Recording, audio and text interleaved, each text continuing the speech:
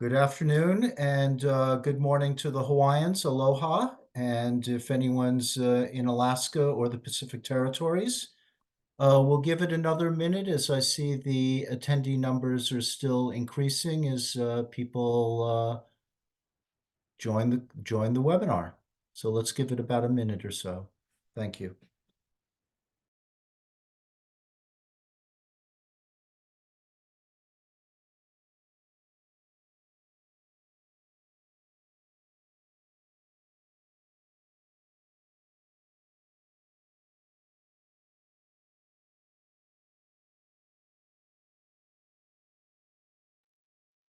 Okay, the numbers are seeming to stabilize.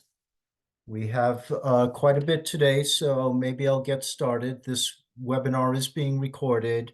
I'm Rodney Sobin with NASEO. Most of you know me, some of you maybe not. Welcome to today's joint webinar of the NASEO-NARUC GEB, Grid Interactive Efficient Buildings, and Microgrid State Working Groups. I'm joined by my NASEO colleagues, Kelsey Jones and Jasmine Shia, as well as our NARUC colleague, Jeff Loiter. We are very fortunate today to have presentations from Amy McGuire of Highland Electric Fleets, who they're real leaders in the EV school bus area topic and have been working on V2G and V2 other stuff work, which you will hear about. You will also hear from Jeremy Burke from the Washington State Department of Commerce and Scott Gibson of the Snohomish, if I pronounce that properly, County Public Utility District. You will hear from some of the grid mod and grid interactive stuff that Washington State is leading on, as well as this particular project, the Arlington Microgrid. And we are also very, very fortunate to have Liz Reichart of Washington State Department of Commerce, the Energy Office, who is one of our co-chairs for the GEB working group. Before proceeding much further, let me invite our colleague Jeff Loiter from NARUC to offer a few words. Jeff? Thanks, Rod. As always, welcome everybody. We're always thrilled to work with NASEO on these kinds of projects, and these are two excellent examples of our joint collaborations. Just want to point out there's a couple of other events coming up from our side and from another joint event, a joint initiative we have with NASEO. That's our DER Integration and Compensation Initiative. We've just completed a series of webinars on aggregated DER grid services, benefits, and compensation. That's going to be followed by a reference manual. There's recordings and presentations on our website. I will put a link to that in the chat here in a moment, and stay tuned because the second module of that curriculum is getting underway in the middle of March. And also, if you're interested in virtual power plants, which obviously have a great connection to GEBs and microgrids, we will be having a workshop on virtual power plants at our Winter Policy Summit coming up in late February in Washington, D.C., where we'll do some case studies, where we'll have a nice trifecta of perspectives with a regulator, utility, and a solution provider talking about an individual project. And we'll do that for 3 different projects. And we'll have a working session to frame out a playbook that we're going to be working on that's going to really provide actionable recipes, frameworks, and even maybe some example language for folks to use as they try to jumpstart efforts for VPPs in their state. And I'll put a link for the registration for that in as well. Thanks, Rod. Thanks, Jeff. And I'm having some connectivity constraints, so I will keep the camera off and hope I don't disappear. So next slide, please, Jasmine. So just a little bit on logistics. Please mute when not speaking, although I think by default you're muted. We will have the Q&A box open to offer questions. We will use that in lieu of the chat box. The slides and recordings will be posted afterwards. Next slide. So I do want to take a little bit of time to note the Grid Interactive Efficient Buildings Working Group that we and our partners at NARUC run.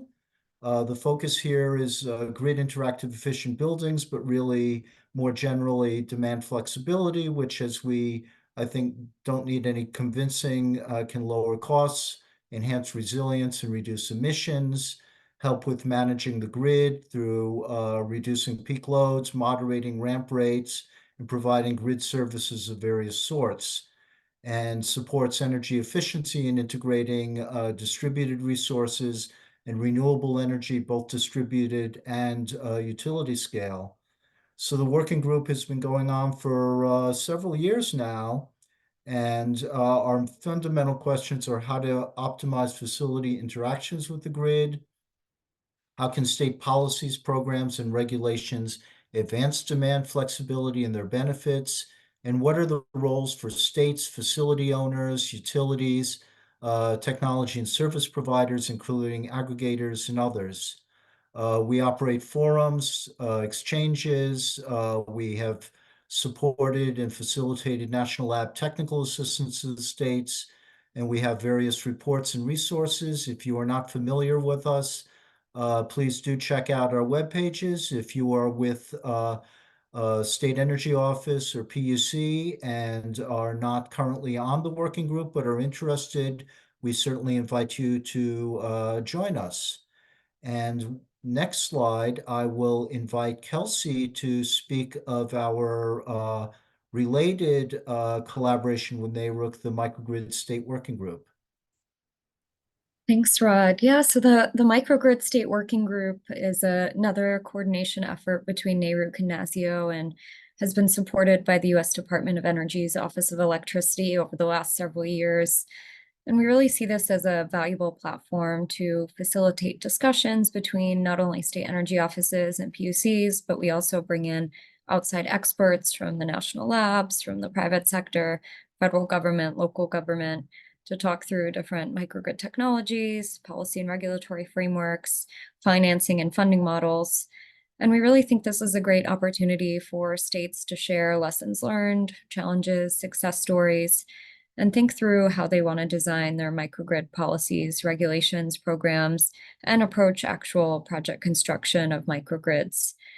And so as you can see on the slide here, we have a few different reports that can be found on both the NASEO and NARUC websites. We've written reports with support of the states on funding and financing, on different use cases for microgrids. And then most recently, we collaborated on a very comprehensive report that really serves as a framework for state energy offices and commissions to follow steps that have been used by other states to develop their own policy, program, or regulation with case studies and detailed examples. And so we really hope that can continue to serve as a resource for all of you.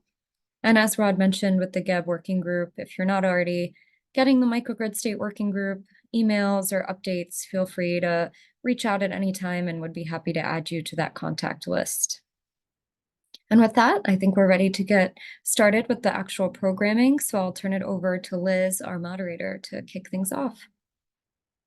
Great. Thank you, Kelsey, and great to be with you all today. I'm Liz Reichart. I'm a Senior Energy Policy Specialist at the Washington State Department of Commerce, home to our state's energy office, where I lead the state's work on buildings and energy efficiency policy. And as Rodney mentioned up top, I'm also co-chair of the NASEO-NARUC work group on grid interactive efficient buildings. Rather than give bios of our presenters, I'm actually just going to let the presenters introduce themselves. So I'm tempted to hand it over to Amy McGuire at Highland Electric Fleets to tell you all about their innovative work with school buses. So Amy, the floor is yours.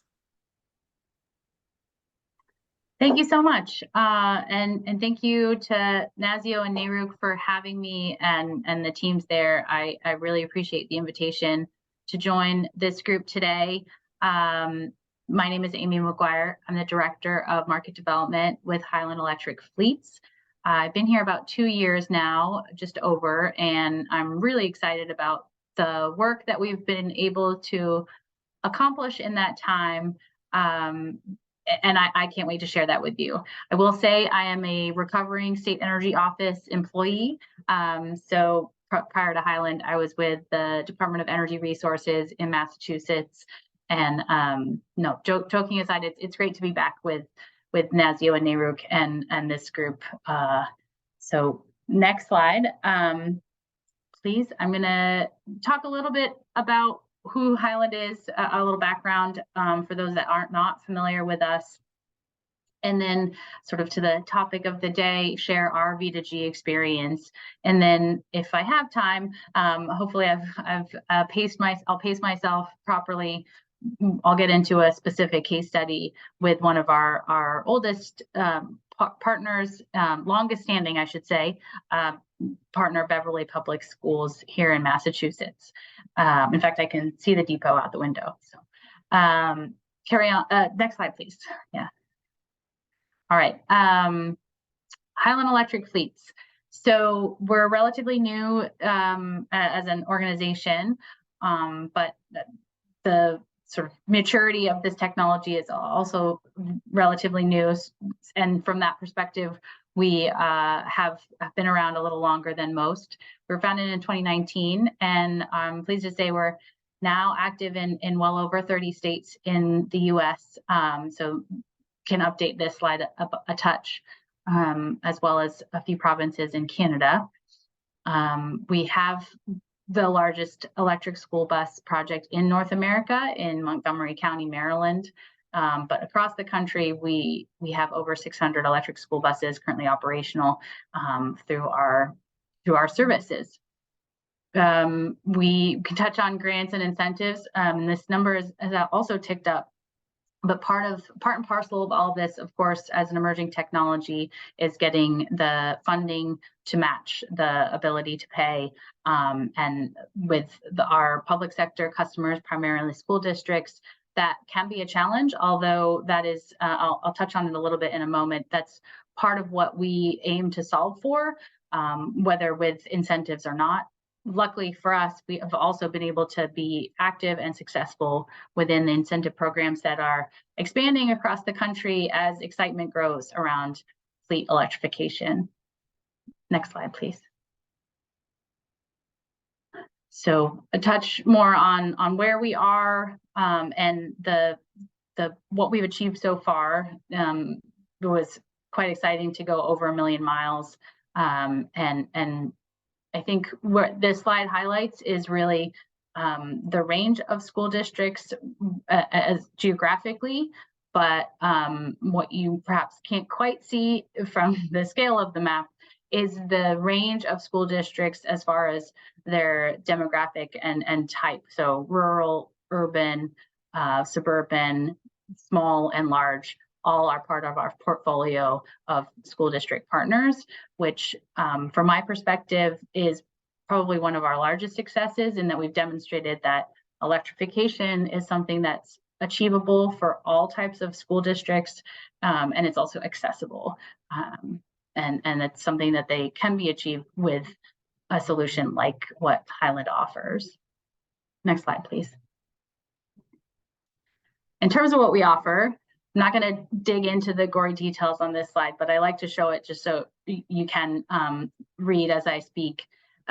Basically, the way I think of what we offer is, as it says at the top, a partnership in fleet electrification. What we do is bundle a package of services that we think are really essential for successful electrification. And by offering that as a holistic, approach, we're really able to make sure a project is not only successful, but is something that can be effectively deployed and then managed throughout the life of the project. We stay engaged with the project from its fruition through the life of the assets, and that comes in the form of a 10 to 15-year contract with a school district. We capitalize the project, so we pay, we pay up front, and then that comes back to us through an annual fee from our customer, the school district. What we think is the biggest value in that is that we not only can make it cost effective to avoid that upfront capital, as I mentioned, but we simplify the whole project development and deployment, and then ensure that the system will work throughout that contract. So making it lower risk, cheaper and available, and then something that's going to be able to meet the needs of a school district each day. Next slide, please. So the decision to pursue school buses was quite intentional. There are many reasons, but I think what I wanted to frame up before we dive into the vehicle to grid aspects was part of that intentionality and all the things that go into that have gone into that decision. So school buses we see as an excellent way to lead the fleet electrification transition across the country and North America and hopefully the world, for a lot of the reasons laid out here. But I guess I'll start with my favorite aspect, which is that it's a bright yellow box. It's very, very visible to each and every community, especially in North America. So it can be a flagship for electrification. And if we needed a charismatic megafauna in this space, I think we can, we can have it with the electric school bus. The other things that electric school buses do is that they have very specific routes. They're assigned those routes very clearly, and they typically stick to those routes. And they also all typically come back to a home base that is, again, a known location. They have a very large battery because they're a very large vehicle, but that battery is not typically fully utilized to cover the route of the routes that the range that is needed to meet the routes. So it's a very underutilized battery. It's even more underutilized by the fact that school buses typically dwell for about 80% of the day. So you have a huge chunk of time to increase flexibility as far as what you want to do with that big underutilized battery. The last thing that's pretty important to note is that there's a range of technologies now available in this particular vehicle sector.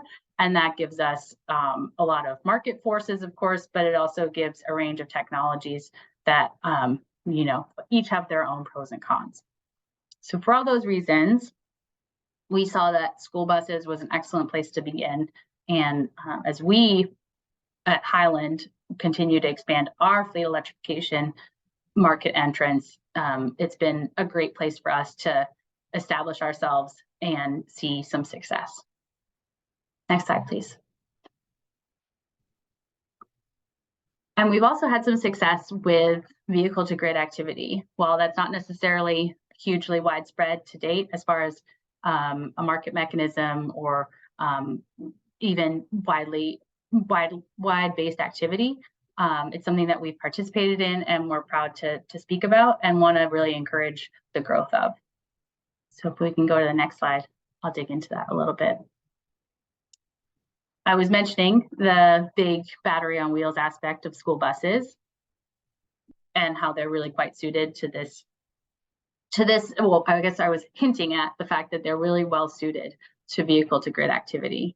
You can see some specifics in here as far as the size, the size and capacity that we're talking about. In the United States, we have 500,000 electric school buses, and for the energy nerds in the room, perhaps all of us, that's a lot of gigawatt hours. We can aggregate all of that. I don't know, stars start to sparkle in my eyes anyway. I've laid out a table sort of breaking down what that can equate to for those who don't necessarily think in gigawatt hours. But the other piece I'd like to point your attention to is the actual results that we've seen. This is, of course, a very high level summary. I'll get into a little bit more detail, but we have been participating over the last 3 summers now in commercial vehicle to grid programs in 2 different utilities. They happen to both be in the Northeast with National Grid and Green Mountain Power, where we've been able to send back almost 30 megawatt hours of power to the grid. So this is something that we're actively doing. We're being compensated for that. And there's clear value being given to the benefits to the grid that we're able to offer. I think this is, they're not demonstration projects, they're actual revenue generating. This is revenue generating activity, and for me that really shows how far along we truly are. Again, go to the next slide, please. I did want to sketch out a little bit of the system so that you can see the equipment that we use and think about, again, very high level, but all of this to say that there are specific technologies that are available and that can perform these specific activities. And by that I mean bidirectional charging is a reality, and there's UL listed equipment that can reliably perform in a responsive manner to a grid signal at the distribution level. Next slide, please. Speaking of the reliable operation, I thought it would be helpful to just show a snapshot of our, this comes from our dashboard. We have an integrated fleet and energy management system called Dashboard that really helps us monitor all the activity of our school buses, be that, traveling a route. It monitors performance of the vehicle as well as state of health of the battery, state of charge of the battery, and then is also used to monitor our import and export activities. So this is over a couple of days in the summer when we're actively participating in a daily dispatch program, the daily dispatch program offered through National Grid called Connected Solutions. And you can see that we have relatively low usage in the summer, even lower usage in the summer, which is sort of makes it even more of an optimal time to be deploying V2G, activating V2G, and you can see that we're able to track our activity really closely and even solve for blips in our operations as needed. I won't pretend that we haven't had more than our fair share of blips. The technology is definitely new, but being able to have a site literally across the street where our fleet technicians can be available to troubleshoot, to work with equipment providers, and ensure that we can navigate any and all challenges as they come up, and then move on to a project in Vermont, a little further away from Beverly, and then successfully deploy there. I think the exciting thing about the Vermont project to me is that with Green Mountain Power, we've actually been able to integrate through an API our systems. So we actually get a single dispatch signal for capacity. And then that is translated by our system into not only the number of buses that will need to meet that capacity signal, but which buses and which chargers should turn on and deliver. So we've really progressed from what was a little bit of a manual activity, I will admit, during the first summer of our dispatch program participation. We'll go to the next slide, please. So I talked a little bit about Green Mountain Power and National Grid, and I guess I'll dig a little bit more into what those programs looked like. They, as you can imagine, I think were designed to specifically achieve some peak reductions.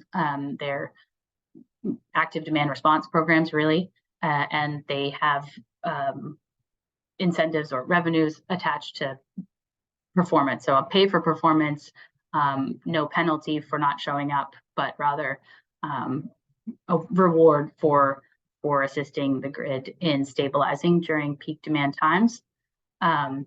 So that is definitely one approach that we've seen to be successful as far as incentivizing our participation in the market and showing up with our assets when they're available. But I did want to highlight a few other approaches that we should all be taking under consideration. The next slide, please. And these are, I mean, admittedly, I think about them a lot, but it's not just me. We've been engaged and actively engaged with a lot of utilities across the country. You'll hear from others today that are also working in this space. But utilities, state agency regulators, you all that are here for this presentation, really actively engaging in opportunities to make this more of a reality.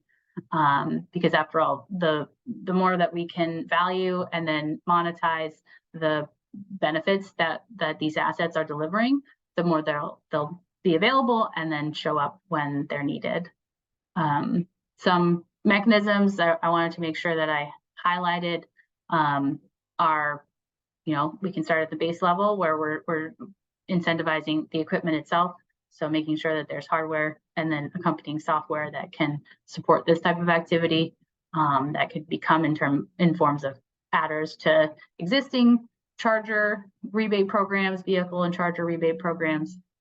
That's for me a sort of foundational approach. I think it, you know, there's certainly a time and a place for encouraging that sort of additional investment, because and admittedly, those that equipment is more expensive than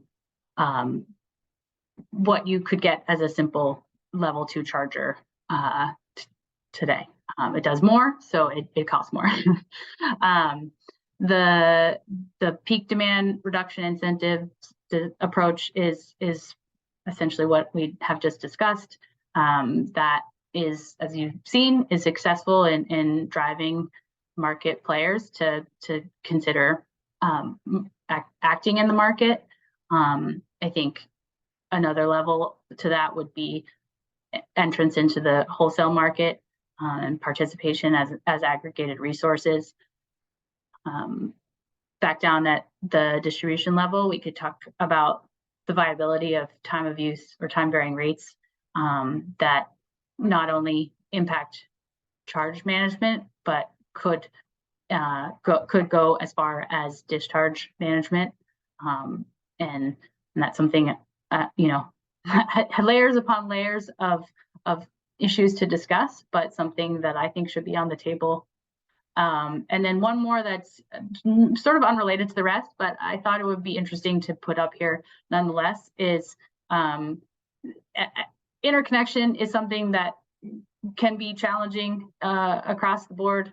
And I think if there's something that we want to encourage, which I hope is an emerging technology like bidirectional V2G activity, then we can work to develop tariffs that would encourage expedited or preferential interconnection for distributed energy resources that are going to bring a benefit to the grid. So these are just a few ideas. I think that this is an exciting time to be really framing up what's possible, and thinking creatively about what works in a specific territory or region, or even a specific feeder, if we're being honest.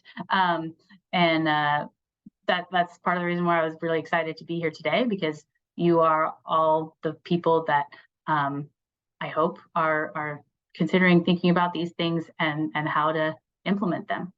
So I think we're saving questions to the very end. So I'll let Liz carry us on to the next person. Great. Thank you so much, Amy. Fascinating to hear about your work. I know we've got a ton of questions. We're going to hold questions, as Amy said, until we've heard from our 2 other presenters. So without further ado, I'm going to hand the floor to my commerce colleague, Jeremy Burke. Jeremy. Thanks so much, Liz. And thank you to NASEO-NARUC for inviting me to share a little bit of information today. So I'm Jeremy Burke, Program Manager under the Clean Energy Fund, which is part of the Washington State Department of Commerce, the Energy Division. And I've been supporting the grid modernization program for about 1.5 years now, but I'm going to talk about the program since its inception back in 2015. and all the way up to 2023. The program has had 5 funding rounds. This latest round, we recently announced awards. Well, we haven't announced them publicly, but we've told the award recipients. But I am able to share some of the aggregate information with you. Next slide, please. So if anyone on this call has been to a talk by someone from the Washington State Department of Commerce, you may have seen this slide. Department of Commerce supports over 100 programs, and our mission is to strengthen communities across the state.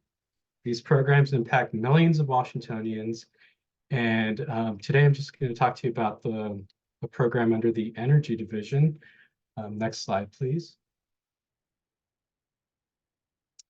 The Clean Energy Fund was started back in 2013, and since then it has awarded over $211 million appropriated by the legislature since then for competitive grants to develop, demonstrate, and deploy clean energy technologies, and in its current iteration that extends across these areas.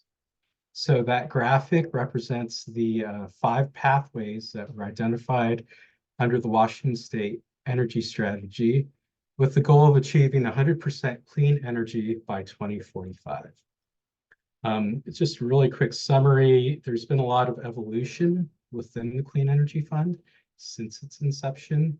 And I'll be talking about what that evolution has looked like within the grid modernization program specifically.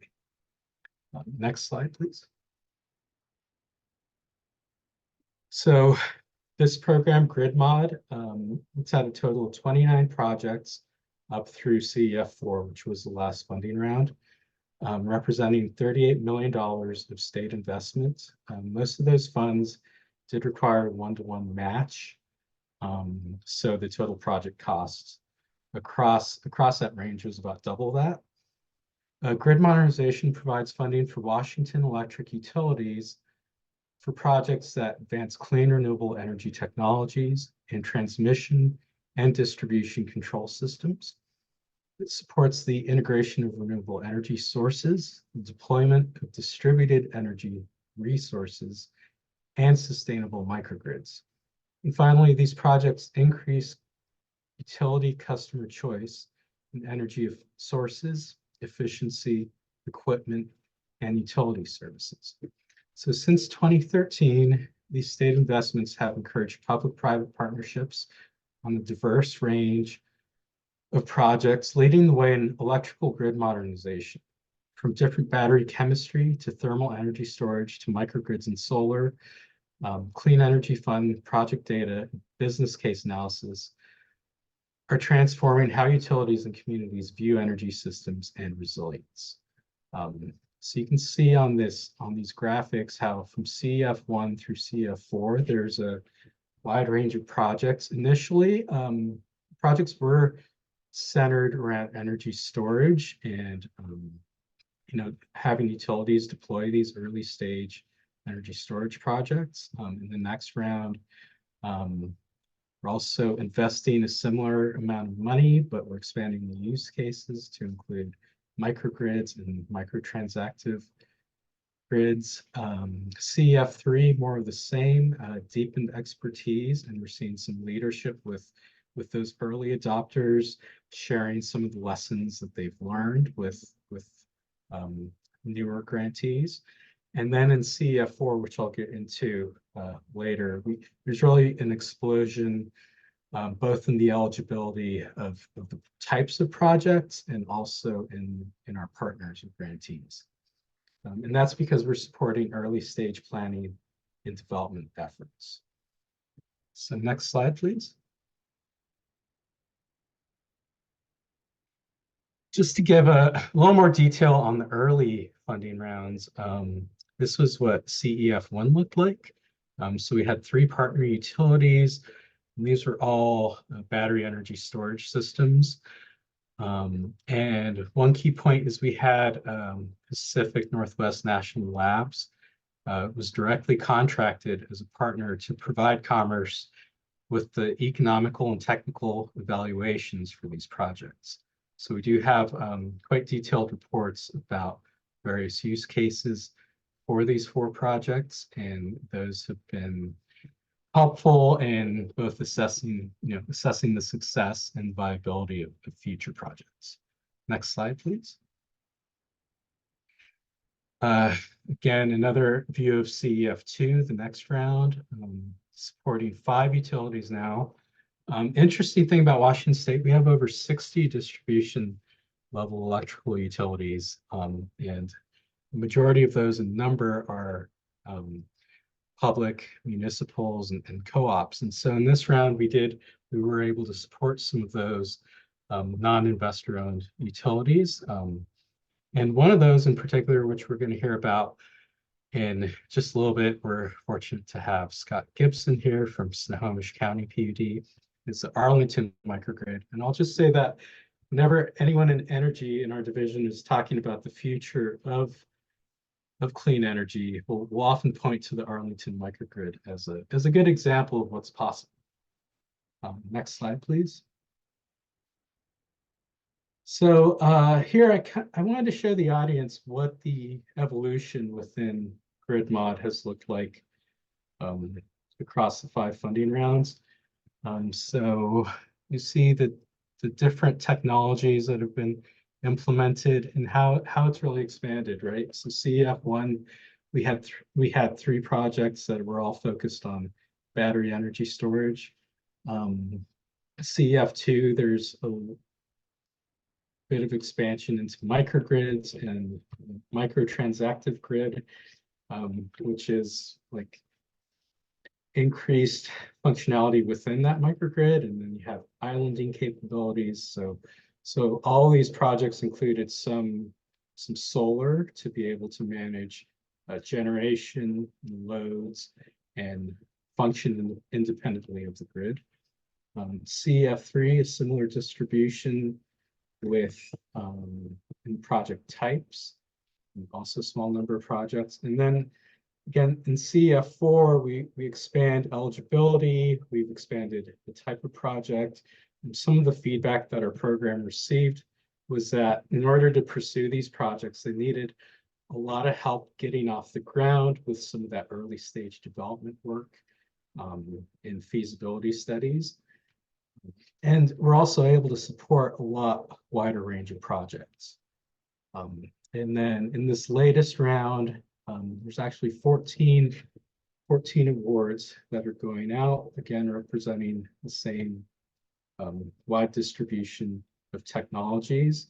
And of particular interest to this group, we do have a couple of projects that are looking at district-wide, basically an eco-district, so grid interactive efficient buildings across the campus, looking at some large-scale transportation electrification projects. So thinking about Washington State's ferry system with plans to electrify those ferries. There are some serious needs to provide power at that charging point. So we're looking at some non-wires alternatives to be able to do that. And along the lines of what Amy earlier, we're also looking at helping some school districts with their fleet electrification of school buses. Next slide, please.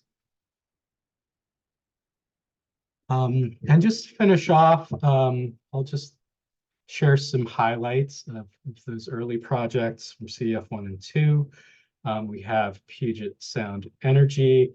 One of the very first battery projects that they deployed was in Glacier, which is just a couple miles from the Canadian border, so edge of grid, able to provide some grid services and resiliency.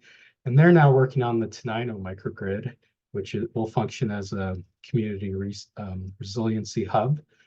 We have Seattle City Light, or SCL, their first microgrid project at the Miller Community Center and the Capitol Hill District, the heart of Seattle. So this is another resiliency hub.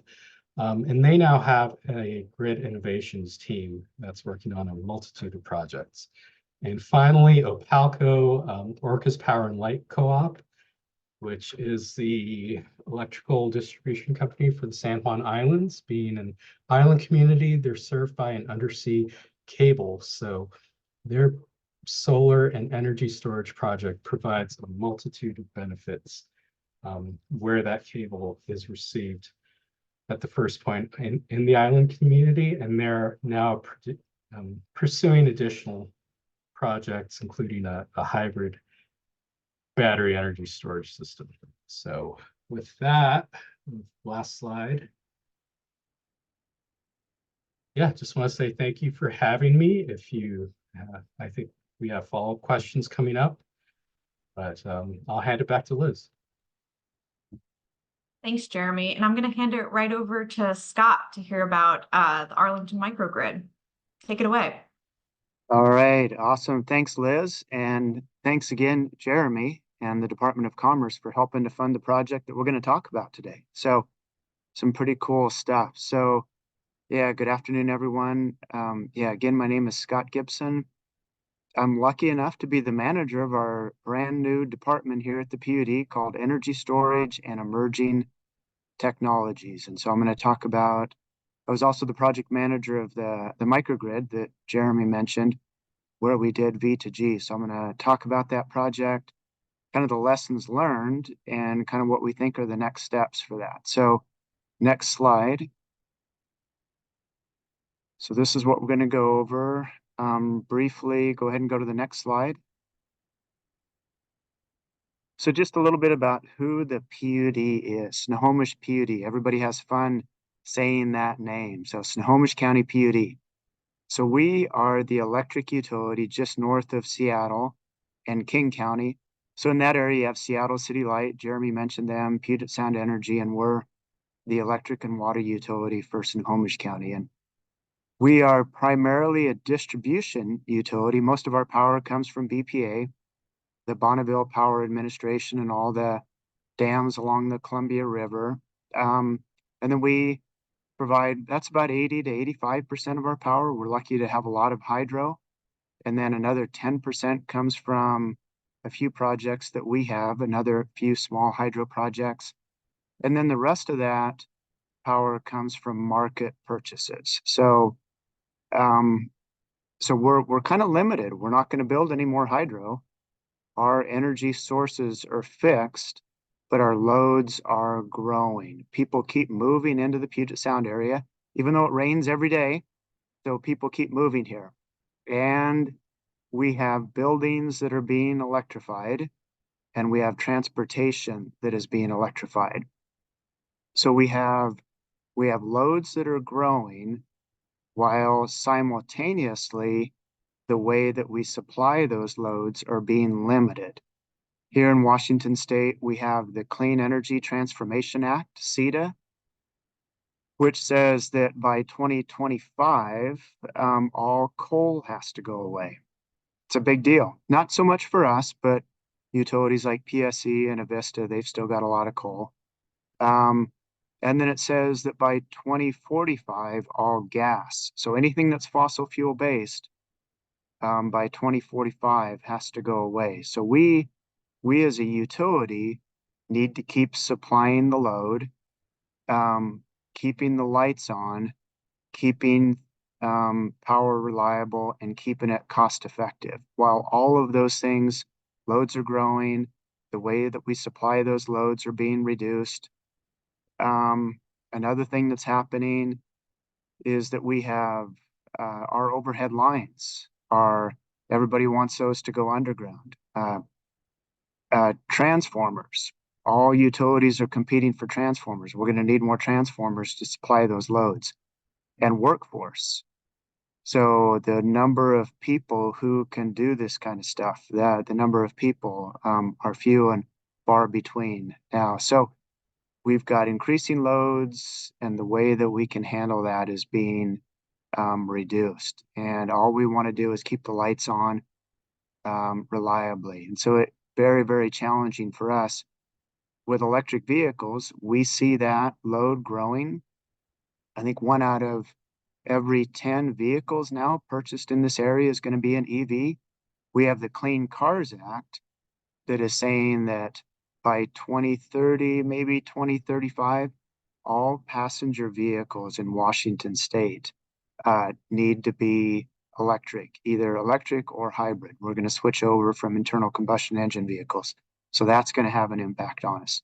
So we, as a utility, need to get really smart on how we communicate with these resources and how we can control them. So that we can understand how they impact the grid, but also how they can benefit the grid. And I'm really excited to hear about what Amy's doing with Highland Electric. So I think utilities partnering with companies like Highland are going to be a way to move into the future and keep the lights on. So let's go ahead and move to the next slide. So this is what we did. This was the project that was funded with Commerce funding, Clean Energy Fund 2. So this was our microgrid. We built this project to demonstrate everything that you could possibly do with battery energy storage, both stationary and mobile energy storage. So we wanted to show how we could increase renewable energy integration, things like solar smoothing. We wanted to show how we could use these for grid support, peak shaving, other ancillary services. And we wanted to show how they could be used for good grid resiliency too. So try to reduce reliance on diesel generators.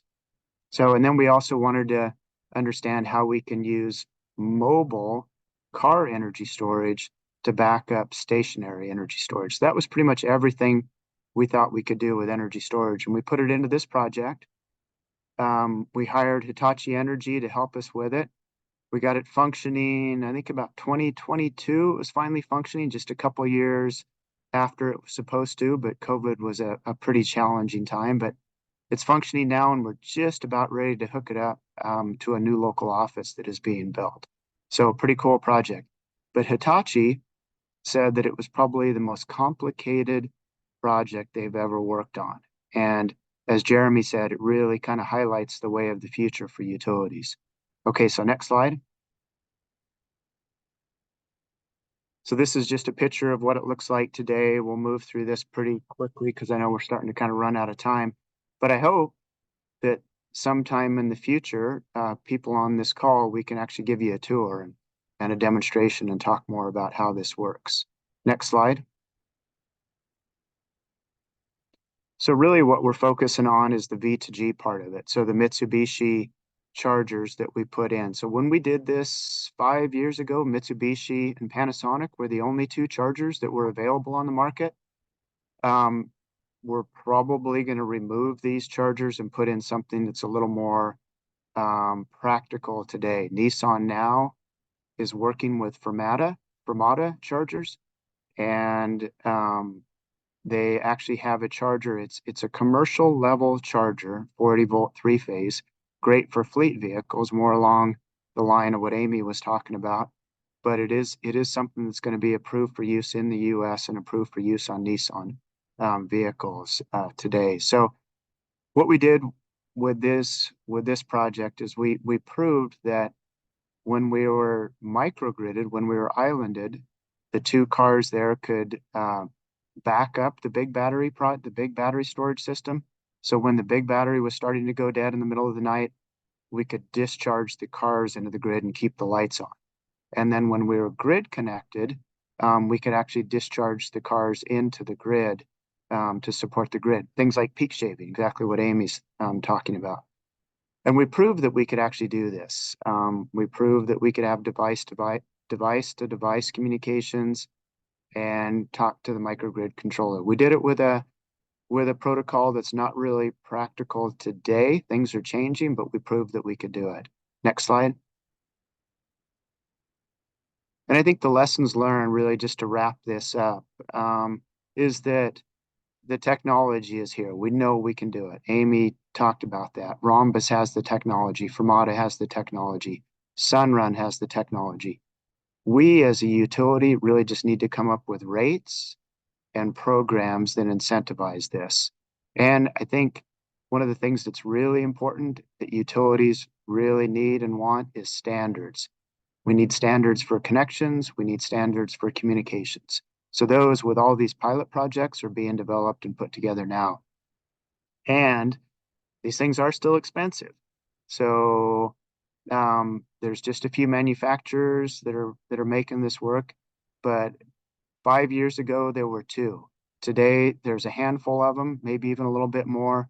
A couple of years from now, that's probably going to double. So it's we're coming up with standards.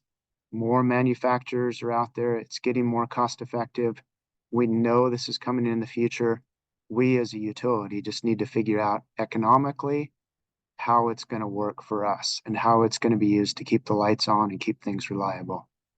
So I think I'm about out of time. That is it from me. Open it up to questions. Excellent. Thank you so much, Scott.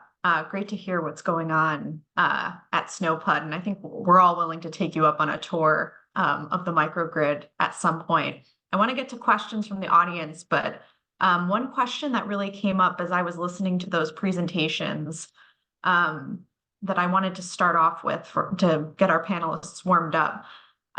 Meeting the need of customers and how V2G really helps do that. Amy, you were talking about meeting school district need, but this is open to any of the panelists. I'm wondering, do you see a strong willingness to participate in these projects, and how do you articulate the value of V2G? Amy, to your schools, Scott, to your microgrid participants, that new office building you were talking about connecting to the microgrid. I'm wondering what participants are saying and how they're thinking about the opportunity that flexibility provides. Yeah, Amy, do you want to start off with that one, or? Go ahead. Yeah, I'm Okay. interested to hear your thoughts. Yeah, I think from a utility perspective, we definitely see value in fleet vehicles where systems can be aggregated, buses, maybe parking lots full of rental vehicles, parking lots full of delivery vehicles that aren't being used. So places where we can easily communicate with systems and aggregate a lot of energy storage. And we as a utility need capacity. So as I said, we're limited on the number of things that can provide energy. And so we're looking at things that can help us shave those peaks. And if we can incentivize customers to let us use their mobile storage and discharge it into the grid to reduce those peaks, there's value for us. We're actually just building a battery, a 25 megawatt, 100 megawatt hour battery. We're going to have it online here in just a couple of years. But the point of that battery, the economics behind that battery, are to reduce our peaks and to keep us from having to go to the market and buy expensive power, which all utilities, thanks to policies and climate change, we're all going to be in the same spot. We used to be able to go to gas-fired peaking plants and buy cheap energy. We can't do that anymore. So cars are going to be one of the resources that we're going to look at. Well, I'm glad to hear you say that, Scott, as long as you mean cars in the broadest sense, of course.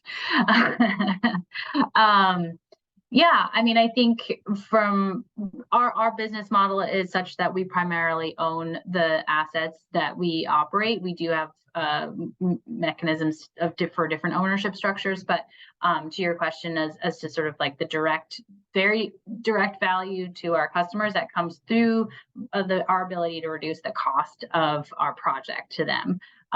So I would say that's probably the first place they would identify any value. Hopefully they also see the great value in the fact that their school buses are active participants in a cleaner grid. But of course, that's a little further removed from the immediate need that they're trying to solve for, which is student transportation. So we prioritize that immediate need and make sure that student transportation is, of course, properly managed and reliable. But then we are, as I said, able to reduce overall costs. And then as these programs grow and hopefully grow in sort of volume and customer participation and prevalence across the country, I think we'll not only be able to better integrate that into our pricing, but that pricing will become more visible to customers, and it will create the ability to more quickly shift all of our approach to thinking about what our transportation is, exactly as Scott said. I'm thrilled to hear a utility representative saying that they're looking at vehicles as sort of a source for capacity, because that's exactly how we see it, and really hope we can demonstrate that reliability as reliable as a peaker plant, if not more reliable. Yeah, that's great.